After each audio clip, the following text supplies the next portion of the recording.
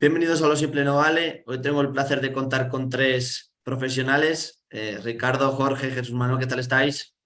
Muy bien, encantado de estar de vuelta por aquí. Muy bien, muchas gracias por invitarme. Muchas gracias. Yo donde me inviten voy. Y si hay que hacer mejor. Oye, ¿será que aunque te inviten te pagaremos bien todos, no, Ricardo? Por supuesto, el que mejor paga es Soros, ¿eh? De todos modos, hay que decirlo. Bueno, aunque no necesitáis presentación, pero bueno, Jesús Manuel Pérez Triana, analista en seguridad y defensa, Ricardo Máquina, corresponsal en Rusia, y Jorge González, profesor en relaciones internacionales. Bueno, vamos a hablar del tema de la actualidad de Ucrania, lamentablemente que la guerra continúa. Y bueno, antes de empezar a hablar, sí que le digo a la gente que por favor se suscriba, ya que nos cuesta todo su trabajo y a mí también me cuesta, pues por favor que haga el favor de suscribirse al canal. Y bueno, ya pasando al tema, la primera pregunta que os hago, ¿en qué punto se encuentra la ofensiva que está haciendo el ejército ucraniano sobre Jersón y Nikolaev? Jesús Manuel, empiezo por ti. Bueno, pues yo creo que la sensación que tenemos es como que la marea del avance ruso se fue ralentizando. En julio fueron, bueno, según cálculo, unos 150 kilómetros cuadrados, en agosto unos 450, y da la sensación de que de repente pues esa marea se ha detenido y se ha revertido.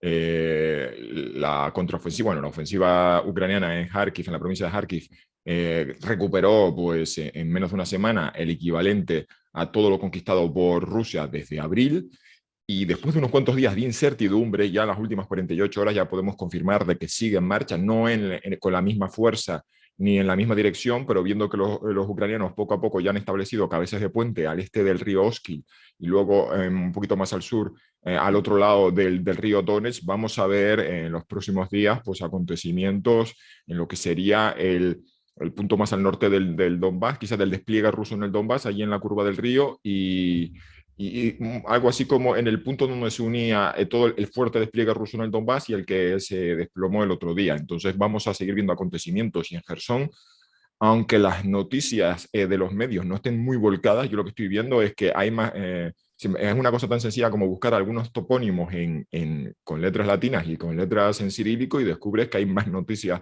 de avances ucranianos. Ya se está empezando a hablar de que los rusos podrían hacer uno de esos típicos ¿cómo se llama?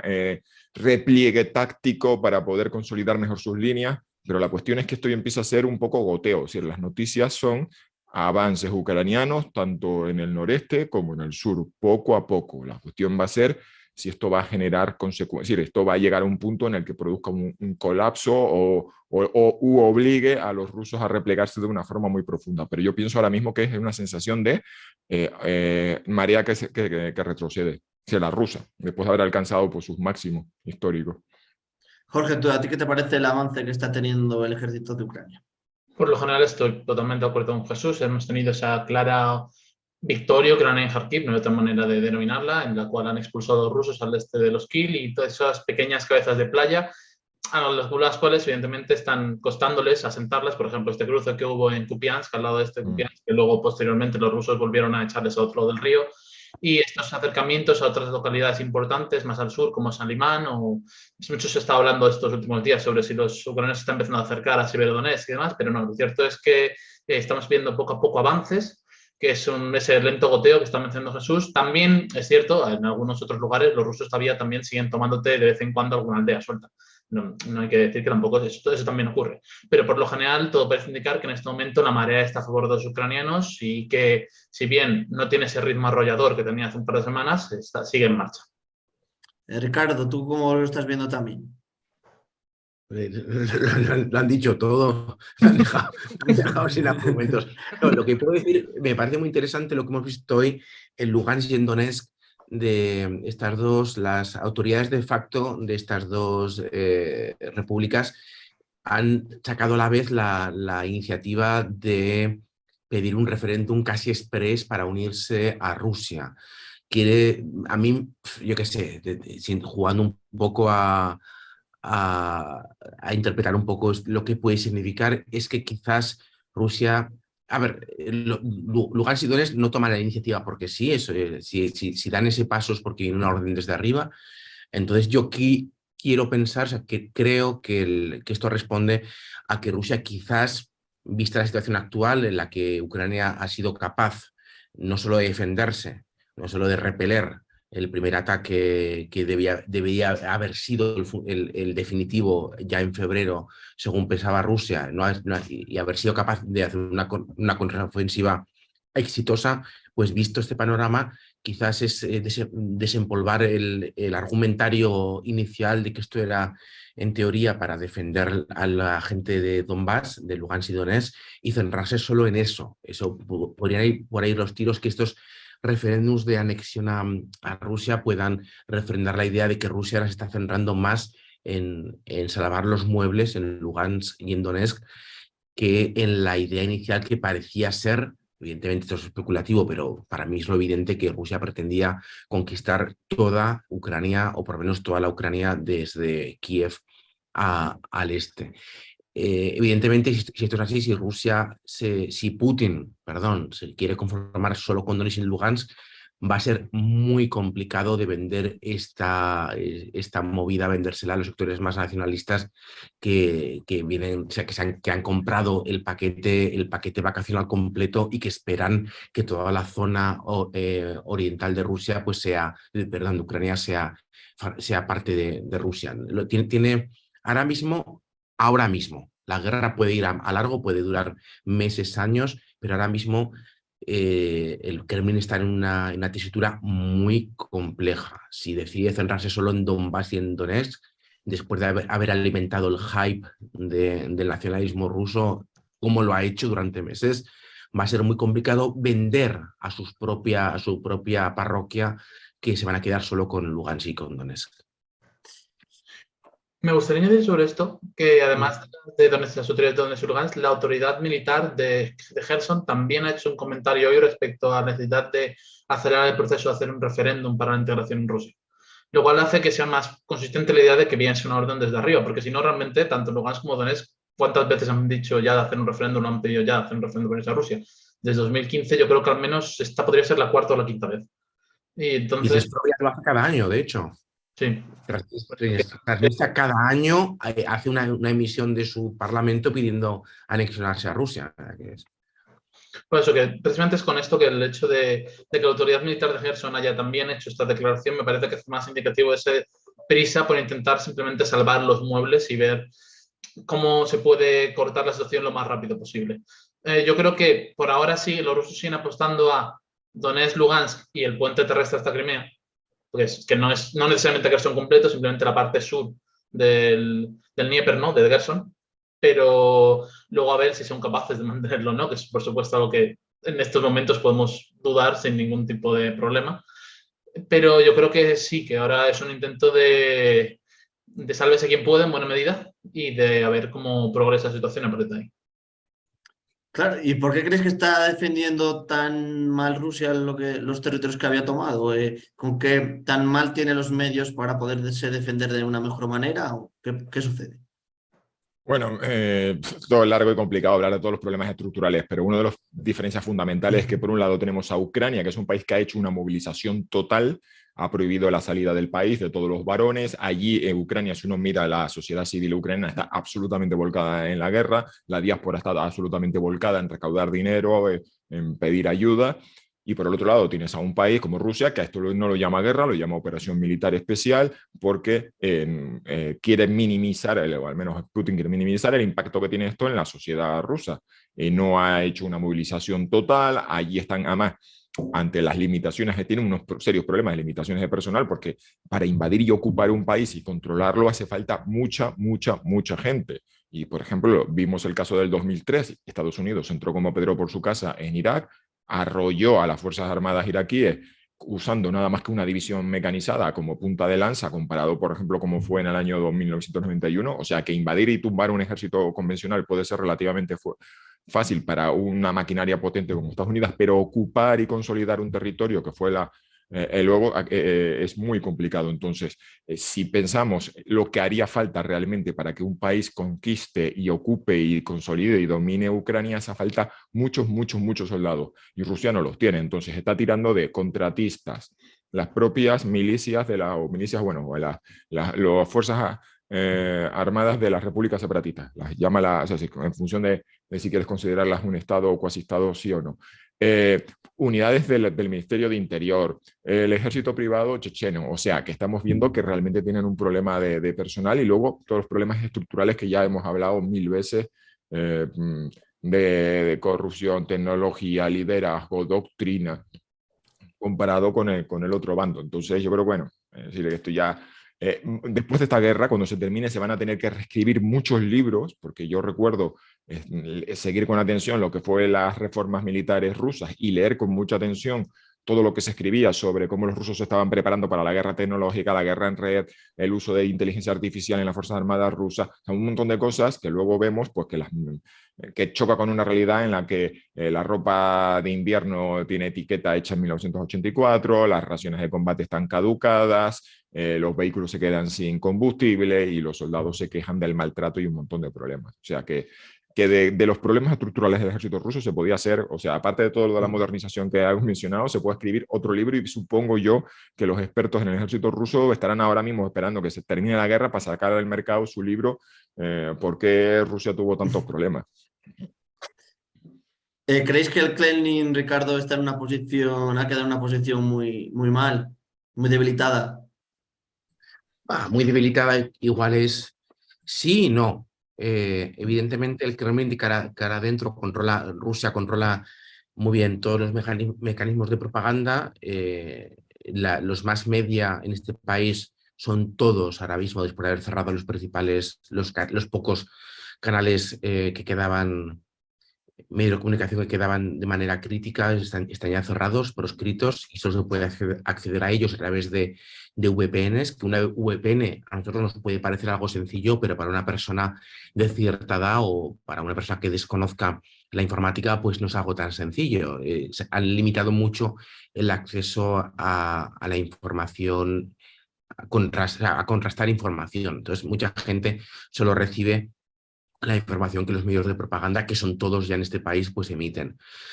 Con lo cual, Rusia sigue manteniendo el control de la información cara para adentro. Evidentemente, esa guerra la perdió hace mucho tiempo cara para afuera, pero para acá adentro mantiene ese control, con lo cual ha minimizado el impacto del evidente fracaso que ha sido el avance ucraniano en Kharkov. Lo que va a tener más complicado son los siguientes meses, porque cada vez más son las empresas que cierran, cada vez más son las personas que se quedan en paro, cada vez son las personas, cada vez son menos los productos que están en los supermercados, cada vez son más caros los productos que están en los supermercados, cada vez es menos la oferta, cada vez es más la demanda. Y si a eso le sumamos una eventual posible movilización, una declaración de guerra y una movilización, con lo cual el hijo de la Tomasa de un pueblo de Soria tendrá que ir a la guerra, cuando realmente pues esta persona ha dicho que es una operación especial, pues eso tiene mucho riesgo explosivo. Y luego está algo que toda la máquina de propaganda del Kremlin ha caído en una contradicción que es brutal, y los rusos no son tontos, la van a ver. Al principio esto era una operación mínima, una operación para ayudar a dos repúblicas hermanas a quitarse de encima a unos nazis que les estaban hostigando. Eso era en febrero. Y ahora, lo decían los medios estatales, los medios de propaganda. Y ahora esos mismos medios estatales dicen que esto es una guerra por la pura supervivencia de Rusia como Estado. O sea, el contraste entre esas dos ideas, entre una guerra mínima para ayudar a unos vecinos, a una guerra por tu pura existencia, es tan grande que evidentemente pues la gente no es tonta, o tú me mentías antes o me mientes ahora. O sea, no podemos estar luchando contra un pueblo que podemos conquistar, como decía Simonian, en 2 días podemos hacernos con toda Ucrania, y de repente, esto es la misma Simonian nos dice que esto es una guerra por la supervivencia de Ucrania, pues o me mentías entonces o me mientes ahora. Pero evidentemente una de las dos versiones, o sea, esas dos realidades no son compatibles en el espacio-tiempo. Con lo cual muchos rusos empiezan a ver ahora, después del batacazo de Kharkov, que algo no cuadra en el relato propagandístico ruso. Y claro, una cosa, creen la posición debilitada, Jorge, tú también, que Putin, ¿también crees que se puede ver también la posición debilitada de él como líder? A ver, como decía Ricardo, el aparato mediático, el control total del Estado ruso, el aparato mediático interno, puede suavizar esos problemas, pero desde luego todo depende de cómo se alargue la guerra, de cuánto se alargue y de qué manera lo haga. Al mismo tiempo, también otra cosa estaba pensando, precisamente hablando de esos dos relatos incompatibles y cómo nos encontramos con dos relatos diferentes en febrero y ahora, también estaba pensando en otros términos, de cómo en enero, cuando la intervención de CSTO en Kazajistán, se está hablando que Rusia estaba en su momento álgido de poder desde la Guerra Fría, realmente. Como Rusia se había hecho, básicamente había vuelto a reactivar sus estructuras supranacionales, las controla, había vuelto a imponer su postura, su opinión en todo su patio trasero, en todo el espacio postsoviético, y como estaba pues ahí con esa amenaza incipiente de que, aunque luego se ha visto todo lo que ha sido, ¿no? Pero sí que había mucho temor de lo que Rusia iba a hacer en Ucrania, ¿no? Siempre había muchas dudas, sobre todo todavía entonces si iba a haber guerra o no, pero había mucho temor de lo que podía ocurrir si había guerra. Entonces, yo precisamente pienso un poco de cómo la imagen con la Rusia que es ahora, la Rusia en la cual, por ejemplo, en su patio trasero más directo, que es el Cáucaso, en la cuestión de Armenia y Azerbaiyán, nos encontramos con que Nancy Pelosi, la portavoz del Congreso de los Estados Unidos, va allí a hablar con los armenios y a darles su apoyo ante la última ofensiva azerí.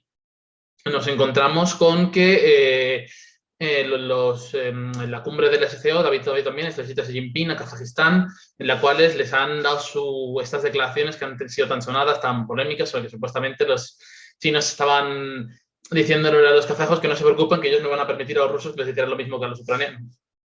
También tenemos que ahora estos días que se han reactivado hostilidades entre Kirguistán y Tayikistán en general, que en todo el espacio postsoviético que hace 8 meses se veía a Rusia muy fuerte, ahora se la ve más débil que, no sé, prácticamente desde las guerras chechenas. Es un contraste enorme de imagen y con lo que ha pasado en este periodo de 6 meses. Bueno, ya casi ya rumbo a 7, ¿no? Pero de estos 6 meses que que son dos mundos distintos prácticamente. Claro, una vez habladas de las dos posiciones, ¿por qué creéis que, por ejemplo, ha salido la noticia de que ataca una central nuclear con misiles Rusia? ¿Qué pretende conseguir con eso? ¿Realmente es un objetivo o lo hace para meter el miedo a los ucranianos? ¿Por qué creéis que realiza este tipo de acciones? Bueno, a ver, en primer lugar, la central nuclear de Zaporizhia está en manos de los rusos. Y hay una cosa muy absurda, que hablan de las noticias de que los rusos están atacando una central nuclear que está en manos rusas. Entonces, aquí lo que hay es que hay un perímetro de la central nuclear donde, bueno, sabemos que dentro, porque vimos las imágenes cuando estuvieron los inspectores de la Organización Internacional de la Energía Atómica, que allí dentro habían camiones y material militar ruso, y por lo visto, a veces, en ocasiones, los rusos colocan allí en la periferia de la central nuclear, sabiendo que una respuesta ucraniana es delicada, pues se colocan piezas de artillería y disparan contra territorio ucraniano. Y en ese pim pam pum de batería y contra batería, pues hay explosiones en la periferia de la central. Yo no creo que ahora mismo nadie esté pensando atacar la central. La cuestión es que los ucranianos están utilizando esto de la ocupación rusa de la central para convertirlo en un motivo más para poner la guerra de Ucrania en la agenda informativa, pero yo no creo que a nadie en la cabeza, no creo que los rusos estén pensando en dañar la central, ni pienso que los ucranianos no estén teniendo en cuenta que ante esos fuegos de contrabatería dónde están apuntando y dónde están los reactores, y sobre todo, lo más importante, los circuitos de refrigeración, porque los reactores al fin y al cabo están detrás de unos muros de hormigón enormes, pero los sistemas de refrigeración no están tan blindados, y ya lo vimos en el caso de Fukushima, que lo que se vio afectado por el tsunami no fue el reactor, sino fueron los circuitos de refrigeración o los sistemas que alimentaban el circuito de refrigeración. Entonces, yo creo que en esto hay un poco de niebla de la guerra con lo que está pasando allí en Zaporizhia. No creo que los rusos estén interesados en volar eso en el momento, y creo que también que hay un poco que los ucranianos están jugando con esto porque perciben que el interés mediático por la guerra de Ucrania va decreciendo, y entonces están dispuestos a cualquier cosa para volverlo, sea que el matrimonio presidencial salga en la portada de la revista Vogue y ofrezcan un reportaje que acerque al ciudadano medio estadounidense la realidad de Ucrania, o sea estar hablando constantemente de un peligro nuclear. También, no sé, los 450 cadáveres que se han encontrado en el bosque de Izium, también, ¿qué os parece? ¿Así es la operativa del ejército ruso? ¿O es algo que ha destacado de esta vez? Porque no es la primera vez que se encuentran cientos de cadáveres en un sitio, en Ucrania. A ver, la versión rusa, ellos dicen que ellos humanamente enterraron a soldados muertos que los ucranianos habrían dejado atrás. Es una versión perfectamente posible. O sea, ellos encontraron, o sea, lucharon, hubo muertos, los enterraron. Para que muchos de estos muertos pues tienen heridas y presentan ataduras incompatibles con la lucha, con una muerte en combate. Evidentemente estamos otra vez en una batalla de propaganda, con lo cual creer a la parte, o sea, creer puramente a la parte ucraniana, pues también un poco acto de fe, cuando saben que una matanza así, pues evidentemente deja muy mal lugar a Rusia. Juzgarlo sin tener un estudio independiente delante, alguien que, se haya tomado o sea, un informe independiente que explique cada muerte, cómo se produjo y cuándo. A mí me chocó mucho que se hablase de fosas comunes, que generalmente es algo que, por ejemplo, en Bucha estaban enterrados entre la tierra. Si vemos las fosas comunes de las guerras yugoslavas, eran pues cunetas donde se entierra la gente, esas cuerpos sobre cuerpos, 100 personas, 200, 400 personas juntas tierra. Si vemos las matanzas en Somalia, pues es igual, son una fosa común. Esto no eran fosas comunes, esto eran tumbas individuales. Entonces a mí eso me llamó la atención. Si pretendías tapar un crimen, no haces un cementerio, no pones cruces, no lo señalas.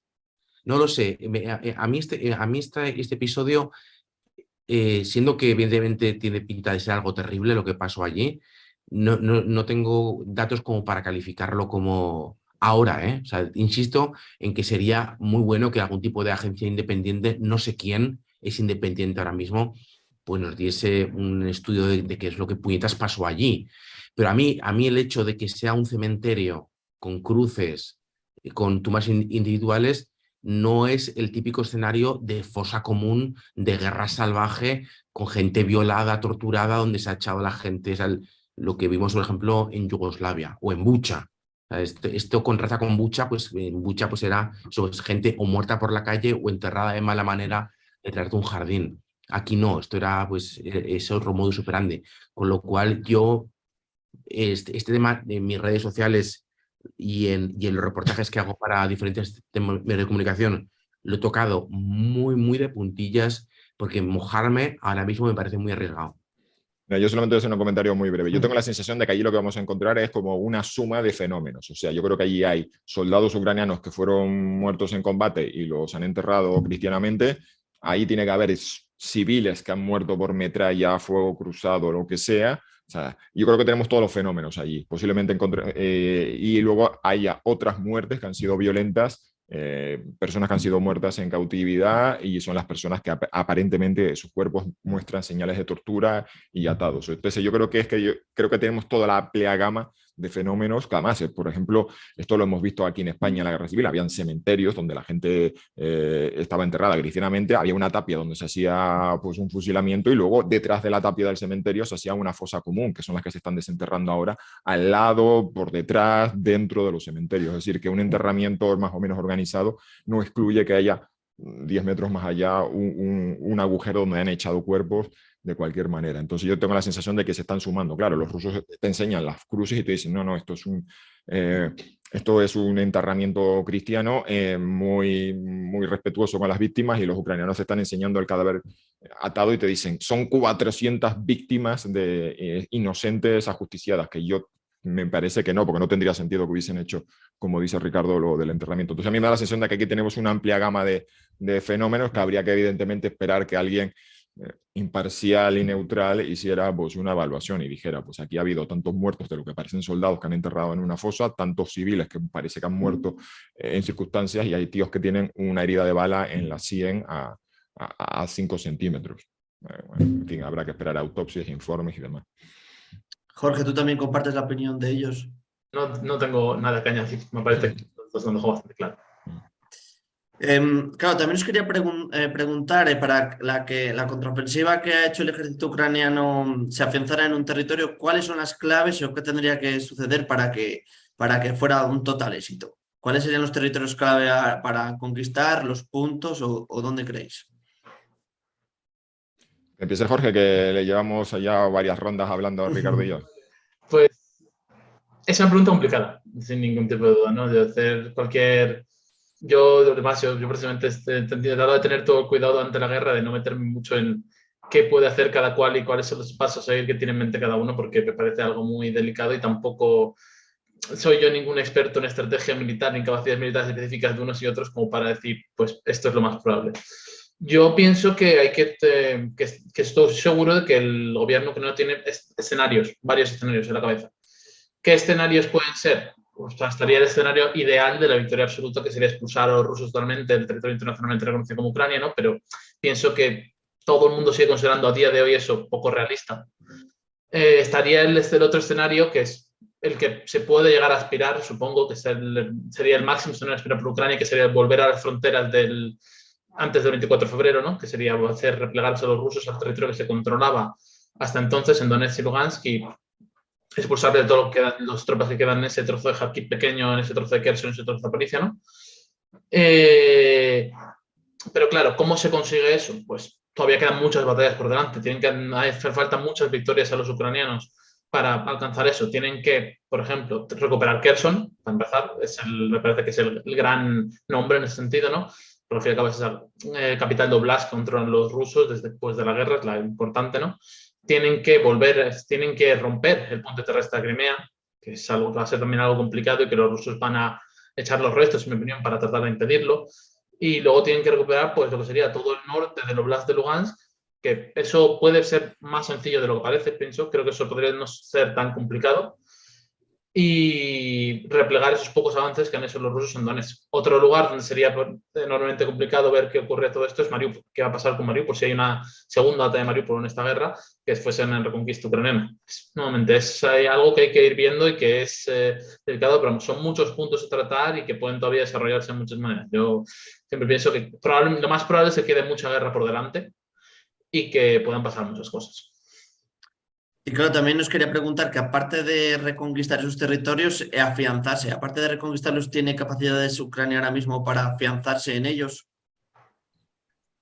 Bueno, vamos a ver, ahora mismo, es decir, los dos objetivos que están ahora mismo, los dos lugares donde están los ucranianos avanzando, uno es en la margen derecha del río Dnipro, en lo que es la provincia de Jersón, y es una situación en la que hay unos rusos que están al otro lado de un río, con unos puentes, y entonces esto es una carrera o una batalla entre los zapadores rusos que están intentando establecer un cruce de río y los ucranianos machacándolo. Ahí parece relativamente fácil, o sea, relativamente fácil, madre mía lo que he dicho, que es una situación en la que si los ucranianos consiguen expulsar a los rusos, pues el río se convierta en una nueva línea de frente. Y una vez conseguido eso, yo veo muy complicado que los ucranianos hagan el cruce del río. Es decir, tengo la sensación de que además, y lo hemos visto una y otra vez, los ríos y los grandes accidentes geográficos, porque son fundamentalmente allí ríos, los que van determinando hasta dónde se pueden consolidar las líneas de avance.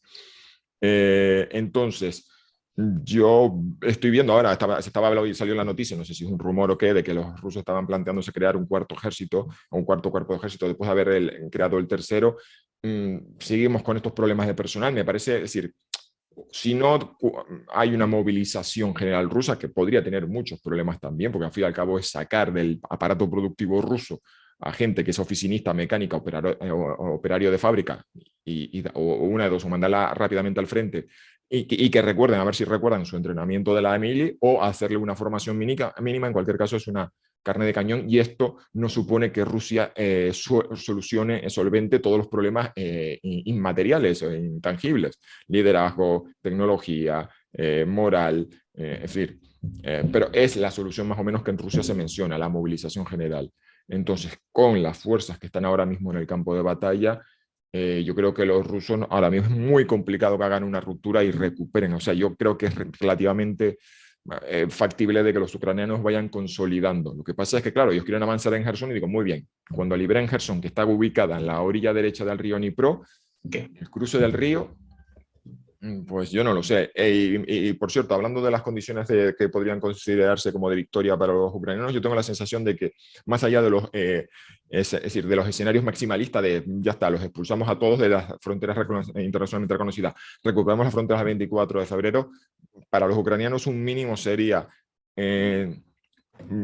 recuperar el corredor sur que conecta a la Rusia continental con Crimea, porque eso le impediría a Rusia consolidar el dominio sobre Crimea y recuperar algunos, aunque sea mínimamente, de los territorios de las repúblicas separatistas que no están bajo control del gobierno desde 2014, porque eso en los rusos generaría una impresión de que esta guerra no solamente ha tenido algún tipo de ganancia, sino que ha sido una pérdida territorial. Si los ucranianos consiguen amenazar el dominio de Rusia sobre los territorios que dejaron de estar bajo control del gobierno ucraniano en el 2014, vamos a ver un efecto, yo creo que en la opinión pública rusa y en los comentaristas, muchísimo más virulenta y muchísimo más vehemente que la pérdida de Kharkiv, que si uno mira en el mapa, pues sí, los ucranianos se pueden colgar la medalla de que han recuperado terreno, pero no tiene consecuencias ulteriores más allá de que vamos a ver cómo están usando las últimas conquistas territoriales en el Oblast de Kharkiv para hacer palanca y meterse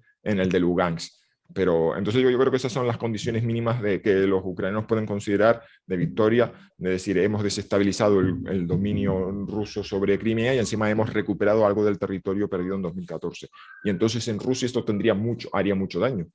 Pero bueno, claro, la cuestión ya se nos lleva a una derivada ¿y se van a quedar los rusos a brazos cruzados? ¿Lo va a aceptar la sociedad rusa tal cual?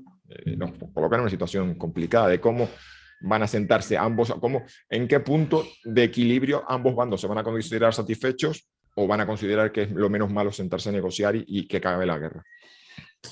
Ricardo, ¿estos avances que están haciendo los ucranianos se ven repercusión sobre la sociedad de Rusia allí o no tiene mayor repercusión? Sí, evidentemente los sectores más nacionalistas pues están que a la que saltan. Evidentemente, pues hemos visto que esta última semana como de repente hay críticas muy directas contra el Ministerio de Defensa, contra el Ministro de Defensa, contra los generales, contra el Estado Mayor, por cómo han gestionado la actual situación. Luego tenemos a los propagandistas de la tele que por primera vez empiezan a preguntarse en público si no se estarán haciendo las cosas mal. Esto es inaudito en Rusia. En Rusia solo había sitio para el aplauso y para decir que todo está bien y que todo es fantástico. Entonces, ahora mismo vemos críticas por la derecha, o sea, para gente que quiere más guerra. Vemos al presidente del Partido Comunista de la Federación Rusa, Suganov, pedir en la Duma, en el Parlamento ruso, declarar la guerra formalmente a Ucrania y con ello una movilización. O sea, esta derrota en Kharkov ha sido un golpe muy, muy duro para esta derecha nacionalista chauvinista rusa, a la que se le había prometido pues eso, pues una gran victoria, el mundo ruso y fantasías por el estilo. Por ejemplo, lo que se decía aquí es que si nos hemos retirado, si hemos hecho un repliegue táctico de Kharkov para proteger Donetsk y Lugansk, ¿dónde están los resultados? ¿No? ¿Dónde están? O sea, ¿para qué hemos hecho esto? No se ven. Si evidentemente, como muy bien decían mis compañeros, si de repente los ucranianos se hacen con poblaciones que eran hasta 2014 DNR o LNR, sería un golpe durísimo para el propio significado de toda esta operación. Si de repente ven que después de haber hipotecado el futuro de las dos siguientes generaciones rusas por algo que en teoría era grandioso, pues nos está consiguiendo y que estamos perdiendo, que nos está costando. O sea, no solo hemos hipotecado el futuro, sino que encima no estamos ganando nada. Pues entonces sería un golpe durísimo y eso sí que pondría contra las cuerdas al Kremlin, porque ya no solo tendría en su contra a una masa muy importante liberal o, digamos, no bélica, pacifista en Rusia, que está callada, que yo creo que es más de la mitad de este país, que no quiere este conflicto, sino que tendría también en contra a todos a los que ahora se les permite hablar, que son los que quieren más guerra. No sé si queréis añadir alguna cosa más, aprovechando que estén los tres aquí, hablar de algún tema, si no os lanzo la última pregunta y acabamos, lo que queráis. Yo, ya que estoy, pues me gustaría preguntaros a vosotros, Ricardo, Jesús, ¿qué pensáis vosotros? ¿Creéis que va a haber movilización general?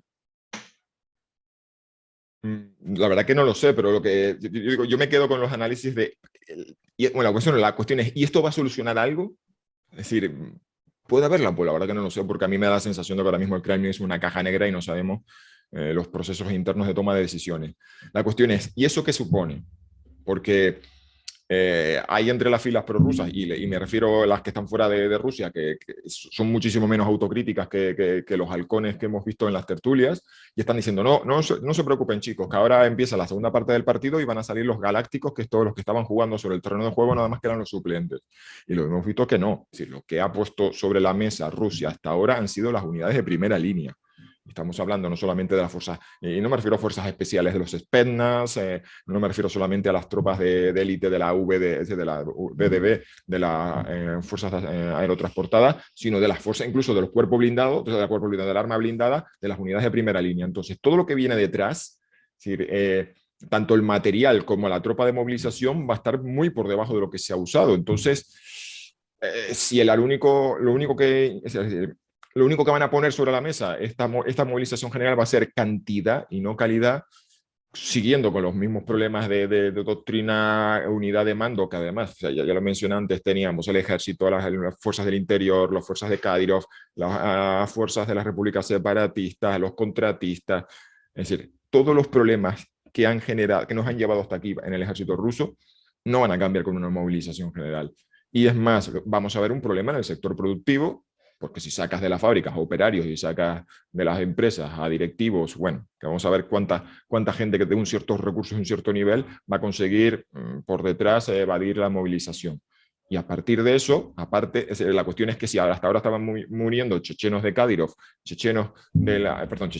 habitantes de las provincias más pobres, de las regiones más pobres de Rusia, que ahora empieza a morir gente de las zonas urbanas de los Urales para acá, o sea, y que la guerra se haga visible y patente para la gente, porque ya está empezando a morir el vecino del tercero que lo movilizaron y tu prima te cuenta que en su fábrica, pues a un chico que lo movilizaron, entonces eso va a tener una repercusión. O sea, no va a ser la solución mágica para los rusos, y dos, y esto va a tener problemas en cuanto a la propia economía y en cuanto a la opinión pública. Sí, yo creo que la movilización sería lo último que tiene en mente Putin, porque eso hay un riesgo de que haya una reacción popular. Porque hay mucha gente aquí que simplemente, como es una operación especial, como no hay que ir si no quieres, aquí de hecho hay muchos soldados profesionales rusos que no han ido, porque al no ser una guerra, un soldado puede elegir ir o no ir. La verdad es que al no ir, pues evidentemente pues, te van a poner una cruz negra en tu pasaporte y se acabaron todos tus privilegios, los pocos que tenías, ¿no? Pero eso se acabó para ti. Pero los soldados rusos pueden elegir ir o no ir a una operación especial, y de hecho hay muchos informes de gente que no ha ido y les han puesto un sello en el pasaporte de que esta persona es tendente a las drogas, a la homosexualidad, cosas por el estilo. Pero claro, si es una operación, si ya es una guerra, si es obligatorio ir, toda esta masa rusa que ha decidido no mirar el conflicto, esto no va conmigo, no quiero saber nada de esto, pues se va a encontrar de frente con eso. Entonces hay un riesgo de que haya una revuelta social. Eso lo sabe Putin. Putin sabe que una amplia mayoría de este país no quiere la guerra, que sobre todo quien no es que no la quiera, no es que no la considere, no considere que haya que defender a los rusoparlantes de Donbass, porque tantos años de propaganda, eso cala. Pero lo que está claro es que la gente no lo necesita. La gente en el mundo moderno está a otras cosas. La gente no quería esto. Entonces, ahí hay un riesgo de que una movilización general haga implosionar la sociedad. Con lo cual yo creo que si lo hacen finalmente, además, como muy bien decías, no será la solución, en principio, una solución mágica, pues la gente que entre el arna. Tú a mí dame un fusil. Seguramente me voy a volar un pie, o sea, que no tengo ni idea cómo utilizarlo. Entonces, hay muchos riesgos en esa opción y seguramente sea la última de las opciones que se plantee tomar Putin. Entonces, la última pregunta que yo os hago es, ¿la tregua o la paz? Imposible, ¿no? Ni a corto plazo es imposible suponerla. Como digo, para que llegue la paz, ambos bandos tienen que estar convencidos a la misma vez que continuar la guerra les supone mayor perjuicio que continuarla. Ahora mismo en el bando ucraniano están esperando que les siga llegando ayuda militar occidental y que sigan llegando, bueno, más munición de 155 milímetros guiada, más proyectiles de largo alcance guiados para los sistemas HIMARS y los sistemas MRLS. Están esperando que lleguen más sistemas antiaéreos, con lo cual el cálculo es un poquito más, al menos, ¿sabes? Yo me imagino que la conversación con Zelensky y con Biden será un poquito más, porque todavía somos capaces de recuperar terreno. Los rusos han avanzado muy milimétricamente en el Donbass y están se les ha desestabilizado la situación en el norte del Donbass y en Kharkiv y amenazando el norte de Lugansk. Y pues también es una sensación de que si escapamos ahora, pues no, déjame consolidar. Es decir, a lo mejor ellos están pensando, déjame consolidar lo ganado. No sé cómo lo harán, pero a lo mejor están pensando un poquito más también porque así consolido lo ganado. Entonces, de momento no vamos a ver ninguna de estas circunstancias. Tendríamos que vernos en una situación en la que ambos, la situación económica, social, política, que por un lado se les empieza a cortar la presión social en Europa a los gobiernos lleve a que hay que llegar a presionar a Zelensky para que llegue a una paz, para que nosotros podamos volver a tener gas barato, o sea, algo así en el que y Putin piense, es que si sigue la picadora de carne, a mí los halcones me van a mover la silla, y entonces se sienten ambos. Esa sería la situación ideal, una situación de equilibrio en que ambos entienden que sentarse a negociar es lo mejor. La otra es que hay una victoria total y apabullante de uno de los bandos y entonces decida el otro pedir, como Armenia en el 2020, sentarse a negociar porque es que hay que parar esto ya porque si no va a ser peor. Y de momento esa situación de una victoria apabullante de los dos, pues no parece que vaya a llegar. Jorge, ¿tú qué opinas también? Parecido. Yo cualquier tipo de alto el fuego que no pueda ser, yo que sé, circunstancial en algún momento, porque yo que sé, siempre puede pasar, ¿no? Que digan un día alto el fuego para intercambiar cadáveres en Navidad, puede pasar, es un ejemplo, ¿no? Pero cualquier alto el fuego serio que da una perspectiva de sentarse a negociar o de parar el conflicto en general, yo ahora mismo lo veo todavía lejano, pues por las razones que he hecho Jesús, porque ninguna de las partes cree que haya dado todo lo que puede dar antes de sentarse a la mesa, al menos no en el equilibrio en el cual las dos puedan sentarse a la mesa, y tampoco ninguna de las partes ha ganado aplastantemente como para forzar a la otra a sentarse a la mesa. Por lo tanto, queda, es lo que decía antes, queda conflicto por el rato. Ricardo, Sí, tú desde allí. el frente ahora mismo es insostenible. O sea, la línea que hay ahora, sin mayores accidentes geográficos, es insostenible. O sea, si hubiese una paz ahora, es una guerra dentro de X años. 3, 2, 10. O sea, que no, ahora mismo, o sea, eso lo saben. O sea, que con la situación de frente actual, nadie va a firmar una paz. Nadie, es imposible. O sea, no, el frente de ahora es insostenible. También diré que yo pienso que pocos frentes que puedan surgir de cualquier paz van a llevar a una paz de 10 años. También yo al menos tengo mis dudas de que pueda ser así. Sí, aquí no hay grandes cordilleras no, sí. Pero además, precisamente la percepción que tienen los ucranianos cuando les insinúan, oye, y si os sentáis con los rusos, que se queden con el Donbass, que se queden, les regaláis el norte de Kharkiv y el noreste y tal. Y ellos te dicen, ¿para qué? ¿Para que dentro de 10 años no vuelvan a montar una guerra? A saber dónde vas a estar tú dentro de 10 años. Ahí tienes el caso de Armenia, que firmó un acuerdo de paz en el 2020 y no ha tenido más que sufrir ataques y choques fronterizos e inestabilidades y, en fin, pues eso es la percepción que tienen los ucranianos. No, a mí no me sientas en una paz regulera, que ya sabemos que esto va a suponer otra guerra. En 2020 y en 2016 los armenios llevan una racha de... Sí, por eso ellos los ven y dicen, bueno, y retrocediendo hasta el 91, es decir, si no hay una paz sólida y consolidada de que delimiten muy bien las fronteras y que el otro bando quede muy convencido de que volver a meterse en una guerra no le interesa, pues, en fin, no. En general, yo creo que es bastante difícil que se alcance una paz que diga no. Yo creo que el mejor de los casos, la máxima aspiración es una paz a lo península de Corea. Una frontera ultramilitarizada y que por disuasión, no haya conflicto, pero aún así lo vea muy difícil. Creo que todavía... Bueno, ahí está el caso de los polacos que estaban el otro día diciendo que se iban a comprar 96 helicópteros Apache y que en unos cuantos años piensan que van a chocar contra Rusia. Y digo, bueno, ya digo que me parece un poco delirante, pero es la percepción generalizada de decir, en Polonia están diciendo, no sabemos cómo va a acabar esto, pero sabemos que va a derivar en un conflicto en unos años y encima nos va a salpicar a nosotros, que es el análisis que a mí me resulta un poco porque ahí está el artículo 5 de la OTAN y es un poco más complicado. Pero esa es la sensación generalizada de es muy complicado una paz y encima es complicado que una paz en esta circunstancia nos lleve al fin del conflicto y a que nos olvidemos de este asunto para siempre. Totalmente. Pues si no queréis añadir algo más, lo que queráis, muchísimas gracias a los tres. Pues encantadísimo. A los 4. Venga, chicos, un placer. Bueno, un abrazo, muchísimas gracias.